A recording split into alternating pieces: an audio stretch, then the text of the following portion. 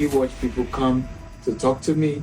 He watched me also at that event spend $14,000 to pay to learn from another mentor. It was his first time in his life seeing somebody swipe his card for $14,000 to learn from somebody else, and he can't get why somebody who's already as successful as I am is having to pay another $14,000 to learn from somebody.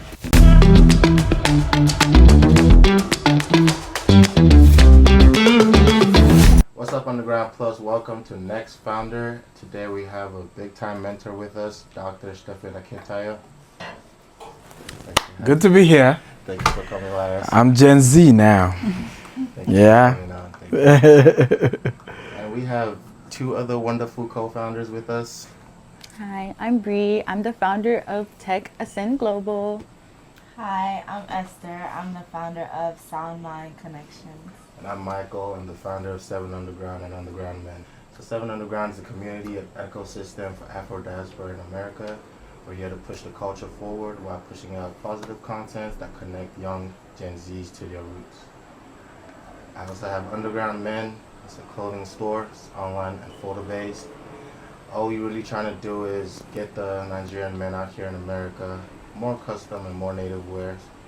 Most people only get native wears for special occasions, and even to get it for special occasions is stress. We're doing that easily and seamlessly, taking pictures, making the clothes, and shipping it to their doors. I own Esther-Sound Global, which is essentially a tech certification platform similar to Coursera or study.com. You can get any CompTIA certification on there, and it's going to eventually be a line of boarding schools in West Africa. I am the founder of Sound Mind Connections. I am building a mental wellness platform for young adults from the ages of 18 through 35. What I do on this platform is talk about a lot of emotional intelligence, psychological situations that we young adults experience. I provide practical steps, relatable language and context to help you feel seen, feel understood, and this isn't just content to listen and consume, but this is content to help you understand and transform and to just exist and be a better person in general. Thank you so much. Thank you all for coming on here. It's good to have y'all. So really simple, what we're gonna do is we're just gonna share our experiences building, how it has been trying to get this company off the ground and how we've been surviving. And then our professional Dr. Akintayo is gonna, give us some advice on how to scale, how to better move the company and, grow in sales. So yeah, at Underground Men, our whole audience, our target market is it's kind of contemporary, right? We go from ages 0 to as old as possible. It's all men. They all need these clothes, They have weddings where they need kids in these attires. They have fashion shows where they need teenagers in these attires, and they have people that are trying to get married. They need these clothes too. So we're really for every guy or every man or every dad out there. And then our process is really simple. You take 6 pictures of yourself, send it to us. We send it to our guys. They work on your clothes and they ship it right to your door. We have some issues trying to scale because it's photo based. We do not take measurements because that's some of the things we're trying to let go of. We don't want the stress of having to visit the tailor 6 times just to get your clothes right. There's no type of clothing that takes that long except the Nigerian wear. If you're trying to get a t-shirt, all you have to do is order, put in your size, and it comes to your front door. If you're trying to get some jeans, all you have to do is put in your size and it comes to your front door. So why is it different for the Nigerian wear? Why do you have to visit the tailor 8 times, 6 times? But that's really what we're trying to accomplish here at Underground Men.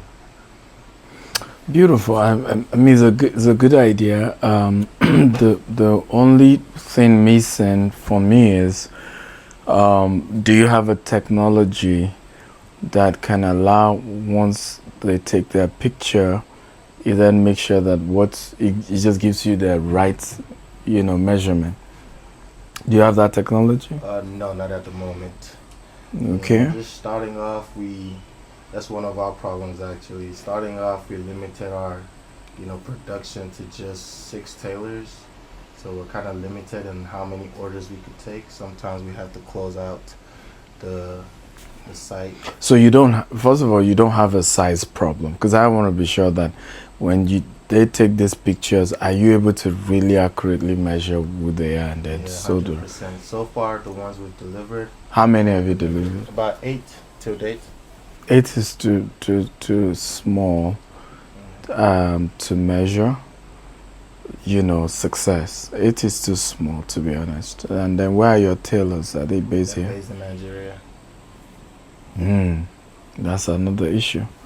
So you sew them in Nigeria, then you get the tailors to send them to the US, and then you send to the clients.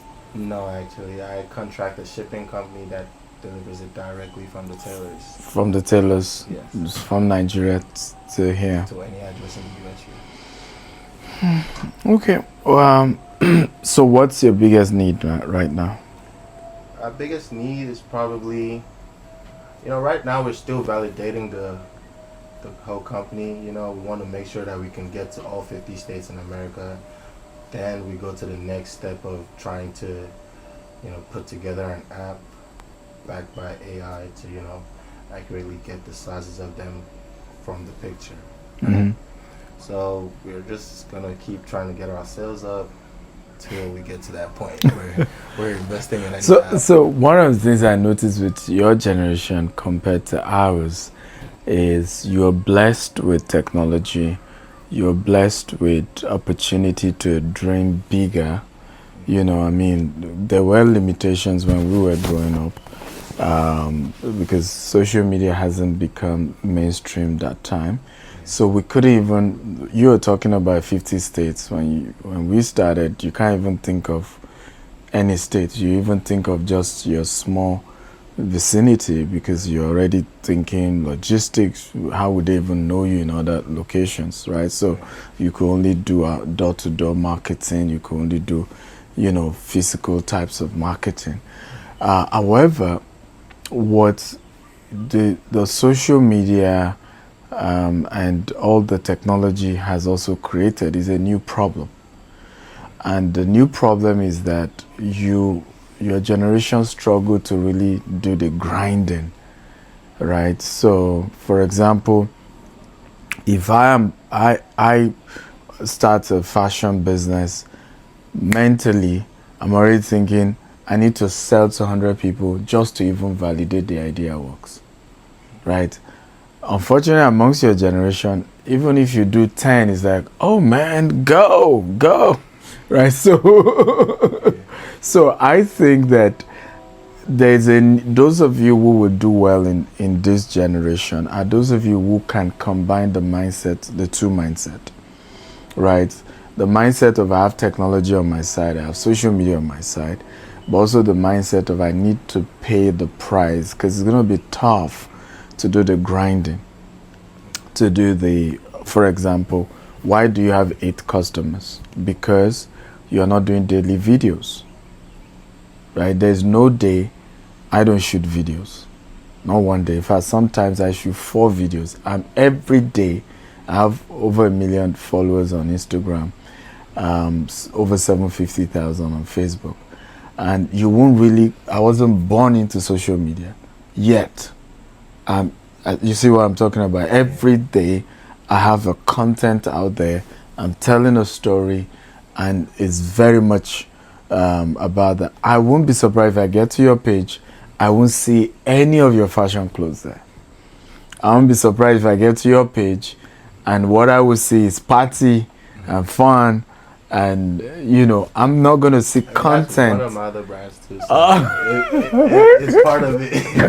It's part of it, in a way. But I hear you. And again, there's nothing wrong with having fun. This is the generation. This is the age to really do it. I mean, there's even a scripture that talks about a time in your life where you no longer even enjoy fun. Like it says, you say, I have no pleasure in them.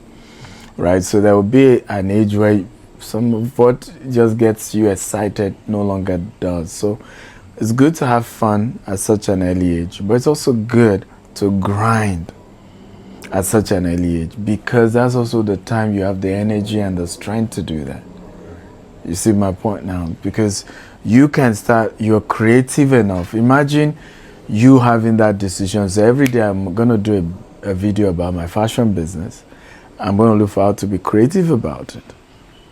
I have a target to make sure that every month I sell 10 of these clothes, so that in the next 9 months I've done 100, and I can then really do some research to say, what have I learned from these 100 customers?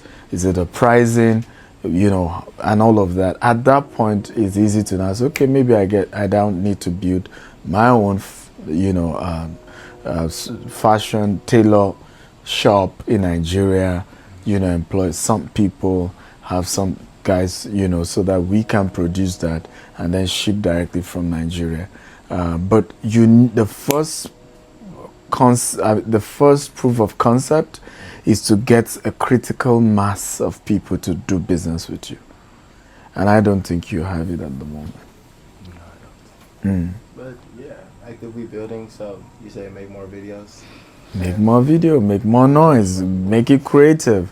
All the 8 customers you've done business with, let them give you testimonial videos. And just be unique about the ideas, and I also think that you targeting 0 to forever is wrong. Target your age mates. You can say, I'm going to focus on 18 to 35 like she's doing, because you will speak their language, the creativity of the dress, maybe there's some pattern that just makes it a bit more funky, more trendy for your generation. I think that's what I would do if I'm you. I want to focus more on my generation, so that I probably also saw a few, and those are part of what I'm going to use for the content. I probably even have some of it maybe get a tailor here, who can notice the pattern. We untie one of the ones we brought from Nigeria, and then we sew them, and I'm there like I know how to sew, even though I don't know how to sew. But you're in that video with a tailor here, and you're trying to say, cut it this way, sew it back this way, do it this way. And all those kind of contents just, validate what you're doing. And we attract a lot, because it's a major need. Your market isn't even just Nigerians. Your market is African Americans who are excited about getting dresses. And so you're not in the business of sewing, you're in the business of marketing. Because there are tons and tons of tailors back in Nigeria who will gladly sew for you, and you just make a difference, then you get them to ship it, right? So it's a marketing business you have. It's not a tailoring business, right? And there are too many people who can do that. Sherif Vodi has hundreds of tailors working for him. I could link you up with him. And he can handle the whole sewing, you just become that marketing genius, and you take the difference, and you have your various fashion guys in Nigeria sewing it, and you deliver. Yeah, that's very good. Very good. I'll make sure I put that in my little notes and work on that. So yeah, we'll go to Brie. I want to talk about your reach. I'm mainly targeting 13 to 36. The main point is because it's a lot harder for the older generation to use the computer and acclimate to computer talk after the age of 36. Research has shown. Also 13 because CompTIA, you can get a CompTIA certification at 13. You just need what is it called? Parental confirmation. My biggest thing with my platform is that makes it different than Coursera and Study is that you have 3 different ways that you can learn. You can learn self-paced through a classroom type setting, or you can learn in a group setting where you guys are basically doing group projects and helping each other take in the information. My biggest thing with my platform that kind of hinders me actually wanting to take it a lot more serious is making people know that my platform is available, making them know that it's there, the marketing of it. That is more so where I fell at, because I built the tech. all the projects that I have, I built the tech for. That's my strong suit, actually the building of it. So when it comes to actually marketing and scaling it, I fall short. Good. Why not have you considered getting a co-founder who is more skillful in marketing and PR? Yes, I actually have, but I realized I don't vet people well before trying to bring them into... To become your partner? Yes, because I actually have multiple projects. Like, I have multiple projects that I'm working on. It's just like Tech Ascend Global is just like my biggest project. That's a project that I actually want to nurture, and I want to eventually turn into boarding schools in West Africa, because I see a lot of boarding schools in West Africa, they're not necessarily geared towards one specific thing. They're geared towards making you a well-rounded person. Whereas in America, boarding schools here, they're geared towards a passion, or they're geared towards an exact thing. So like, for example, Harmony, they're geared towards STEM. That's their thing. Whereas schools in like California and New York, those boarding schools are geared towards more towards performing arts because of like the culture, the environment. So like, I'm just trying to bring that to West Africa. Specifically, I want my first boarding school to be in Nigeria, because that's just home. But yeah. That's good. So how does your technology help a boarding school? Essentially, if we would be teaching them and helping them get the CompTIA certification. Like, what is a CompTIA certification? Basically, like a security plus, a network plus, like a network fundamental. It's like the certification that you would need in order to get a tech job. Okay. So how does AI impact that? Because we're moving from tech to AI. There are AI certifications within the CompTIA umbrella. Okay. Because CompTIA is just like, that's like the standard. Think of it like STAR test, and then like math and science being like the specific ones. CompTIA is the STAR test, and there's multiple tests within it that you can take to level up. The first one that they usually take is fundamental, and then after fundamental, it's network, and then it's security. But there are AI certifications in there as well. Yeah. So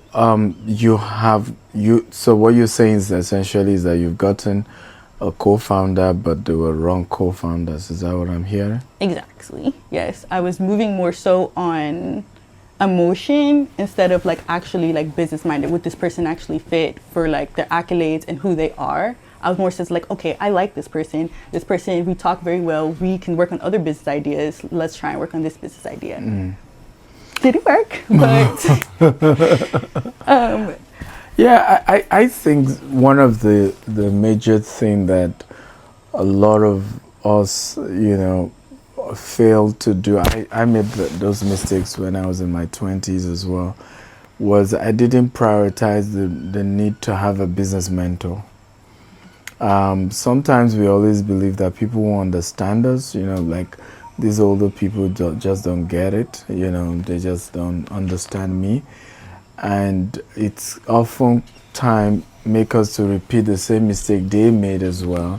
And by the time we're learning from it, we're also as old as they are now. And it's just a circle. So the only way to break it is to say, yeah, there's a certain aspect of me that, yes, maybe the older guys won't understand, but there's also some things they know that I don't know, and that maybe I want to leverage on. An example is, the older you get, the more you understand humans, right? So I would rather have a business mentor that I can always bring those I'm considering to become partners, right? To say, yeah, so meet Juwon.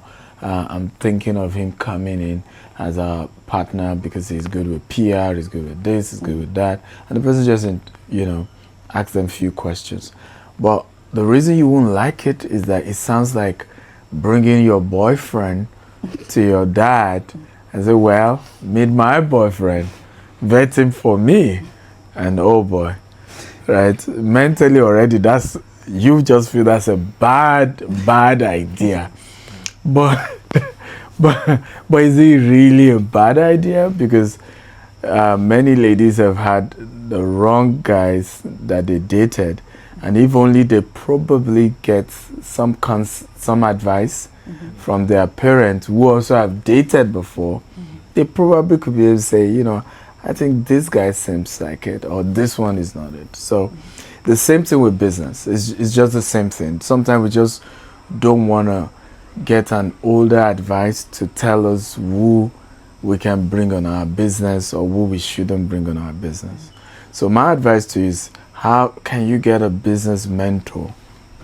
Doesn't have to be a relations, doesn't have to be in any way related to, it doesn't even have to be from your culture, but somebody who is more successful. Could be your neighbor, but he's done business, he's older, and you want to say, hey, can you do me a favor? I'm trying to get a co-partner, and I'm probably look for maybe 4 people, and then have you just look and vet some of them, right?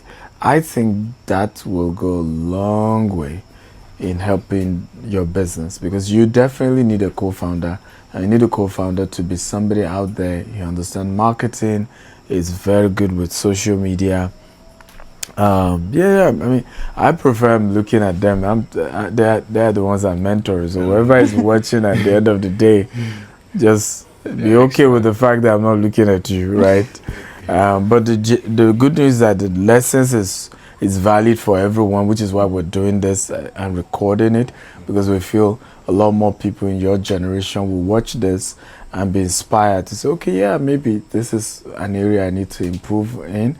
Because one of the reasons why we started this was I noticed I'm attracting a lot of Gen Zs on my social media, and they even appreciate me better than those my age and those older, because those my age and older were trained to be professionals. So your pride is in that, oh, I work in ExxonMobil, I work in Shell, and I'm a senior corporate director.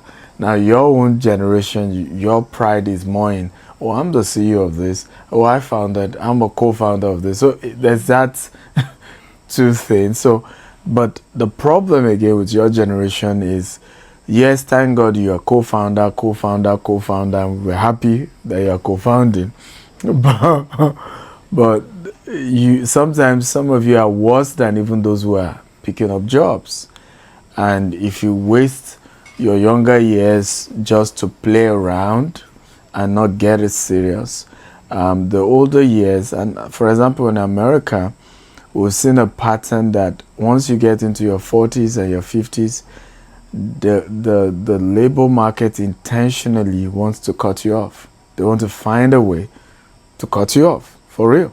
So America loves to employ people in their 20s, in their max 30s.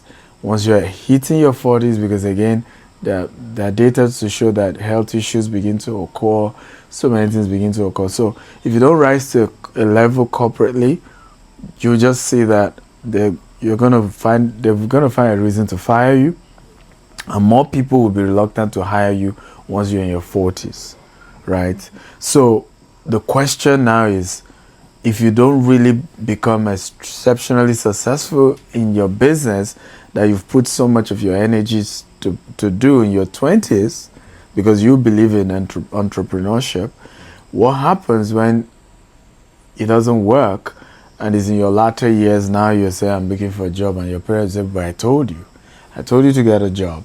You say you want to do this business, and see what you've turned it to. So you have to force yourself to do what you're not comfortable doing, which is subject yourself to an older mentor. Because this is not a joke, right? I was just 25 just a few years ago in my mind, right? So when I meet people in their 20s now looking at me like I'm old, I'm like, are you okay? In my mind, I'm a very, very young guy, right? So you see how age is a vapor. It just vaporizes like that. Yeah, there's a time where it looks as if, yeah, you have abundance of it, but you're just going to wake up one day and realize that you don't have it anymore. So take it serious. Get a mentor. You may not feel comfortable with getting a mentor. Trust me. It may come with a cost, and there are 2 costs you pay. or you serve.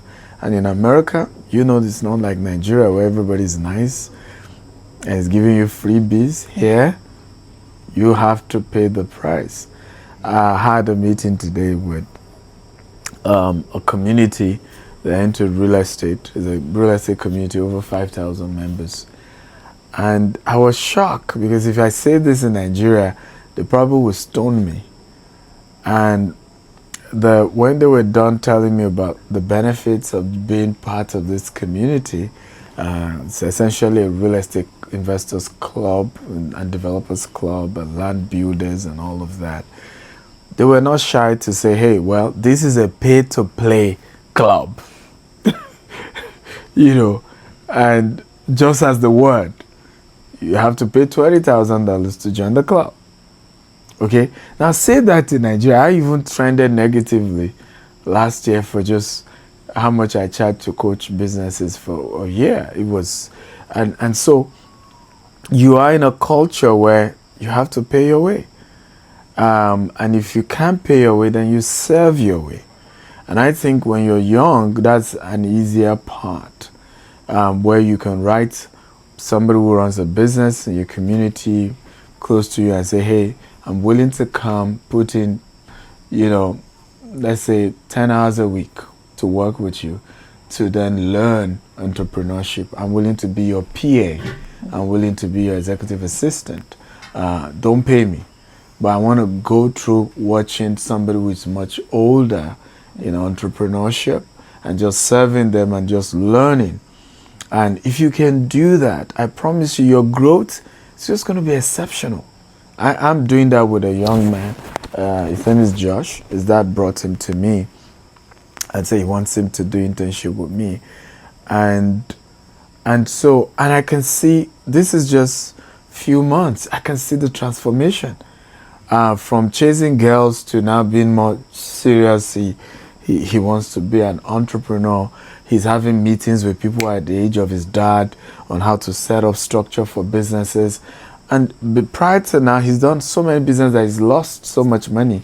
Now he's realizing why he was losing money, because he got the opportunity to be an intern and learn. So that's the kind of thing you want to do. Look for an older entrepreneur, could even be in tech, and say, hey, I want to serve. I won't be able to pay, but I can serve. I can come and put in 10 hours every week. Just help you with anything you want. But it's easy for such people to not, 1 month, 2 months in, to say, I have these 4 guys that I'm considering to be co-founder of my business. Will you be willing to kind of give us an hour to interview them? Of course, the person will say yes, right? But you won't get that if, you haven't also offered them something. Yeah, that's pretty good. Makes sense. You got your question answered? Mm-hmm. All right, so it's your turn. So you're the target. So my target audience is both females and males from the ages of 18 through 35. There are some situations where obviously my audience will be either younger or older. I have seen through my insights that I am still getting actually from 18 to about 55 years old from Instagram and YouTube. And from Instagram, I have grown a platform to about 1,200 followers. I am reaching 200K viewers. And where I'm struggling with is getting that same exposure without paid advertisements. I've been experimenting with advertising over the platforms, mainly Instagram and TikTok, including Facebook as well. Instagram and Facebook, they have this meta thing going on, so they kind of go hand in hand. And so I have had a lot of good feedback in regards to just getting more followers, getting engagement. However, I am in the beginning stages of monetizing it, and since I am more so focused on mental health, well-being, and things like that, and I haven't went to school for any licensing or anything like that. I just have a bachelor's in psychology, so I'm not really licensed or credible to be diagnosing or So how do you want to monetize it?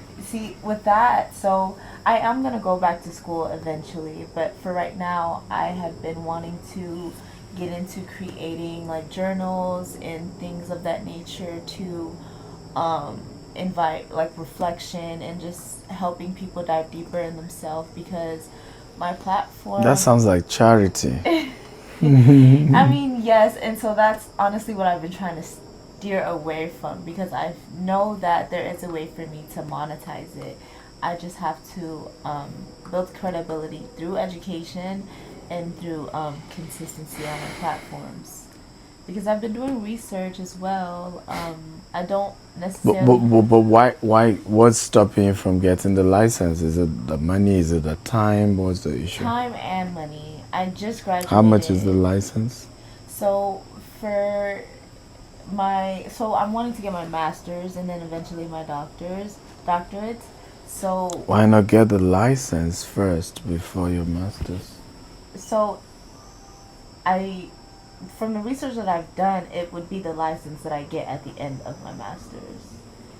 No, I think there's some certifications that I've heard of people who have the license to do all of that who don't even have a master's degree.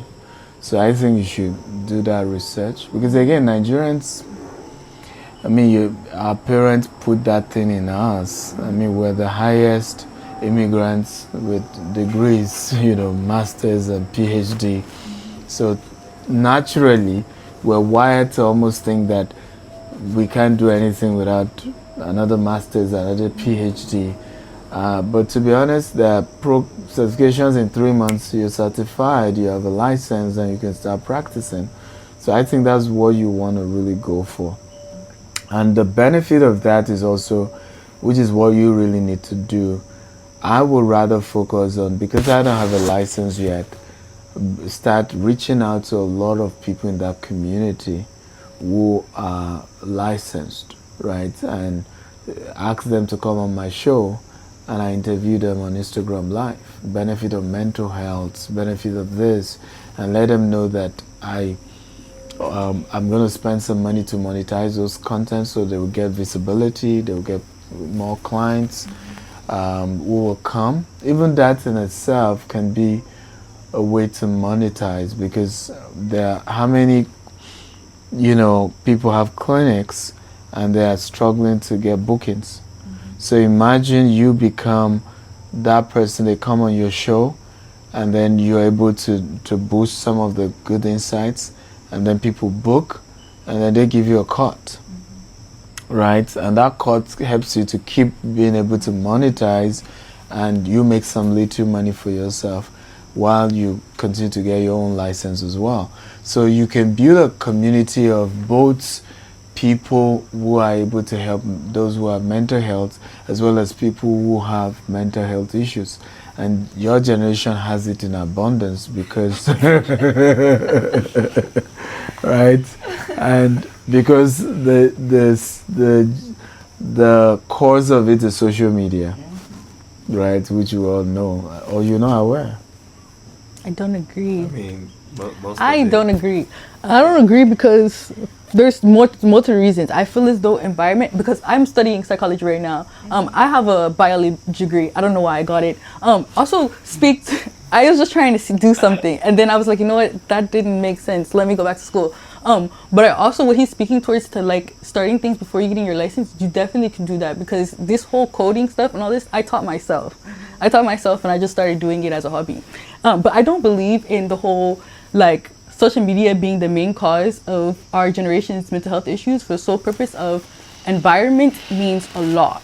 Environment means a lot, and not only does environment mean a lot, the older generation too have had like a hard time growing up, and that has inflicted problems upon them as well, that then gets passed down, because mental health is not only something that you can like randomly get, it's also hereditary. Certain things are hereditary. I suffer with BPD, and I suffer with BPD literally because my mom has BPD. And all of the environment that she has raised me in, and how she has taught me coping mechanisms and certain stuff, I get exactly from her. And that has nothing to do with social media. So again, I mean, I get a lot of what you said is valid, but it doesn't take away the fact that social media has triggered a lot of mental health. Because, and I'll give you a simple case in point. Imagine having conversation with a 21-year-old telling you they're depressed, and you say, "So why are you depressed?" Say, "Because I'm not successful." And you're like, "Wait, help me comprehend this. When do 21-year-olds start getting successful?" Right? But he's saying I show speed. He's saying where? Social media. He's saying a lot of people on social media were teenagers, and suddenly they say, "Oh, he's worth $5 million. He's worth $10 million. And so that has totally changed his measurement of success, to meaning that if I'm not successful at 21, I'm a failure. Meanwhile, in my days, at 21, you are young, success has nothing to do with anything at this point. At 21, you need to go to school more, you need to get a job, you need to do well, you need to grow the corporate ladder. And if you're going to be an entrepreneur, you need to focus your energy on getting more clients, growing that business, scaling that business. So your focus were on the core important things. Unfortunately, social media now takes your direction to watching other people's life, right? And trying to use that to measure your own life, and that becomes a yardstick to measure whether you're successful or not. Even when you shouldn't even start having conversation about success or not. Now, does that mean that you must not be successful at 21? No. If for whatever reason you're able to be that, that's okay. But if you're not successful at 21, you're not a failure. You're still young. You still have more years, to figure things out and grow. But social media is robbing you of that. The same thing is why, there are data going on now, even institutions trying to sue Instagram for causing depression, particularly amongst women, because now I go on, people will watch this now and say, "Oh," and again, this is even more fairly done. There are recordings that you go through a studio. We don't have a makeup artist. There's a camera, there's a professional this. So by the time you're seeing your Kim Kardashian, she look a certain type, a certain way. And again, you start judging your own looks based on a Kim Kardashian, right? Who may be what you saw in the video, I may not even be what you saw, because how much of that was edited, was enhanced, so we can go on and on and on. So yes, mental health can be hereditary. That's valid. Yes, a lot of mental health is induced by the kind of conditions you grew up in, but guess what? We also grew up that way. My dad will lie you down on a table like this when I was just 6, 7, 8, 9, right? And use literally electric cord and beat you for committing whatever crime you committed. Okay? And I still function well. It doesn't mean it doesn't mean I've not been depressed or I don't know that I'm making sense at all. But today, I am not a failure in life, and then the excuse I'm given was that my dad somehow gave me this mental health issue that now made me to fail. You see, I went through that, yes, probably was depressed growing up all through my childhood, but because there wasn't social media to compare, and I couldn't even compare whether my dad treated me better than the next family, because there's no social media, right? And for a good part of my life, I didn't even have TV. So I had to face what I faced growing up, face what we now call abuse in this generation. But thank God for how far I've come in life. And that's the same thing we're saying here, that some things are triggered. Social media is triggering it. Social media is enhancing the issues. And so what your generation is bothered about is looking successful rather than actually being successful, right? What the generation is bothered about is that I'd rather have a $5,000 bag and have $100 in it rather than have a $100 bag and have $5,000 in it. But what is causing all of that? Social media.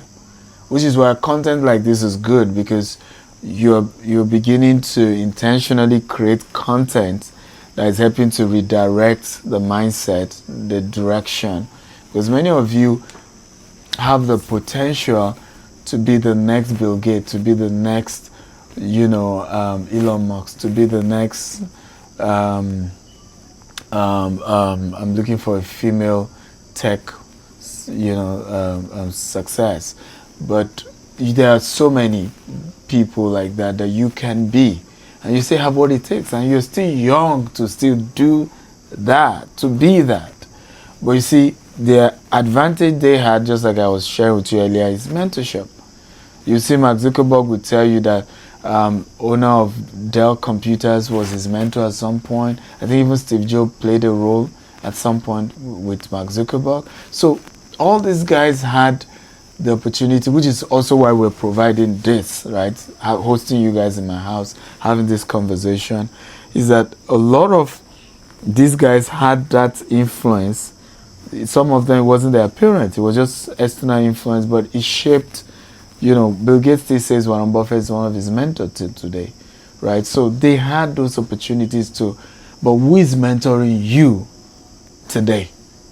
Is somebody you really don't know on Instagram that may or may not be faking their success.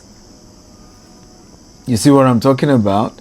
And you are trying to be like them, and they are telling you there's just these 2-3 steps to success that we're not sure is workable. And some of you really have tried their 2-3 steps and it didn't work. All right, but what helped some of us is that we didn't just have mentors we were watching on Instagram. We went to their house, we went to their office, we carried their bags for them, we joined them to go have a meeting, right? Which is example of what Josh is experiencing with me, right? We went, myself and Josh, I was to speak in Atlanta. We flew in together. He helped me to handle my books. He watched people come to talk to me. He watched me also at that event spend $14,000 to pay to learn from another mentor. It was his first time in his life seeing somebody swipe his card for $14,000 to learn from somebody else, and he can't get why somebody who's already as successful as I am, he's having to pay another $14,000 to learn from somebody. But that's real, that's tangible. That's not some recorded something that may or may not. That's real. I don't know whether you understand what I'm saying. So that is really how you begin to transform your life. Thank God for social media. I think it should be a tool for you to grow your business. It should be a tool for you to market. It should be a tool where you should be the one they are watching, right? But if you are judging all your life, all your learning and experiences just with social media, some of it are not that real, to be honest. And nobody's going to tell you it's not real. So. That's very nice. Esther, were you able to get some clarity there? Yes. Very nice. All right, so we'll move to the next thing. What separates your business from the rest of the people, and what makes you stand out? All right, so you want to start? Go ahead. So what separates me in my field is that with mental wellness, you either fall on the motivational side or with the faith angle, and I have found a way to be the bridge between both. I'm not only speaking on faith and mental health, but I'm also providing practical steps to go about these things that we all deal with, whether it be like emotional intelligence situations or just real life day-to-day situations.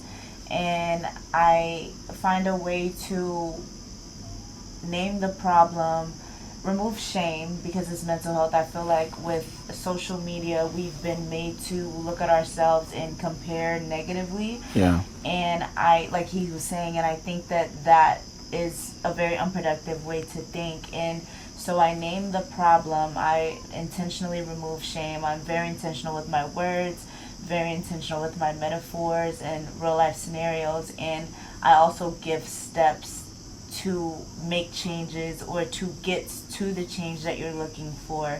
And I feel like that sets me apart because, like I said, some of these platforms either stay motivational and don't include faith or a strong anchor, or they stay with the faith angle but don't give you practical steps or real life solutions to attack the issue.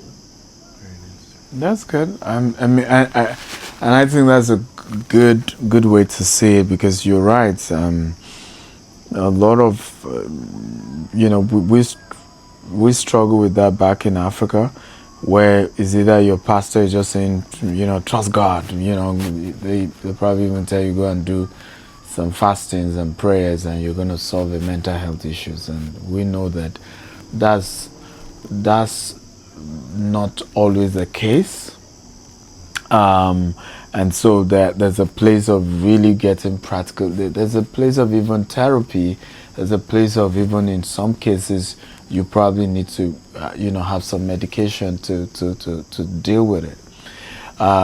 So it's good when you can bridge the two. And the faith angle is also something you can't throw away because there is always that spiritual dimension to changing your life. I have somebody, in a way, I've been mentoring, and then she had a very terrible background. I mean, from the age of 6, 7, found herself into gang, into drugs, into prostitution, into all manner, right? And I've been encouraging her to write her book because it's a powerful book. She eventually left that life. She's now a nurse. She's also she's now a licensed realtor. She's now trying to start a business. And I was just still having that conversation with her. I said, you're a miracle, really, because some people are trying to just quit, because she did it all, right? She was a drunkard, she was abusing drugs, she was a prostitute, she was a pimp, she was like everything. She was in a gang, she was all. And then coming out of all of that and turning your life around, and she also mentioning the place of faith in that transformation. So you need both. So I think it's really, really good what you're doing. What you need, just like I shared earlier, is start bringing all those experts, whether from faith, whether from, start bringing everybody together and see. There's somebody I would recommend to you. His name is Pastor Kingsley. He's a pastor and he's also a licensed a family coach and all that stuff. And I think and he has a huge following as well. Bringing people like that, if you can convince them, interviewing people like that, you will really grow what you're doing. But you're up to something, really. You're really up to something. Thank you. All right, Brie, you want to talk about that? Okay, yeah. It's just really the way you learn. No platform, Coursera and study.com, they don't have the 3 different ways that you can learn. You can learn self-paced, meaning just you and the content. Then you can learn in a classroom setting with other people and the actual teacher guiding you. And then you can learn in a group setting, either it's with your friends or it's a randomized group where y'all are learning the content and working through the content together and getting a better understanding together. There's no platform out there that has those 3 learning ways. So I think that's just what separates my platform opposed to other platforms that you would get a certification on or prep for a certification. That's a whole new conversation, but it's very valid. And I think maybe in subsequent episode we can explore that. Thank you very much, Dr. Stephen Akintayo. You're welcome. It's been so amazing. Thank you so much. You're welcome. Would you guys want to shout out your business? What should they look out for? Come on, go ahead. No. You have to. Go ahead. So follow me on all platforms. Everything's nowhere. I'm telling you. Go ahead. Sound Mind Connections via YouTube, TikTok, and Instagram. Sound Mind Connections. All Okay. right, go ahead. You Shout can out follow something. me on Instagram. Honey No, we Files. don't want to follow. We want to follow your business. Oh yeah, just tell us what to look out for. Look out for the coming future. No, you can go to techasynglobal.com. That's Oh, the it's already platform. live? Yeah, Oh, it's already I made it live before Say I it again, came. say it again, say it again. techasynglobal.com. And what's your personal Instagram too? Honey I was just Files code. with a Z, not a S. My Make sure you follow her. personal is Esther Odorende. Alright, follow them too. And mine is Juwan_Okunubi. And my business page is Underground Men. Make sure you check us out and get your next outfit from us. By the way, why that name Underground Man?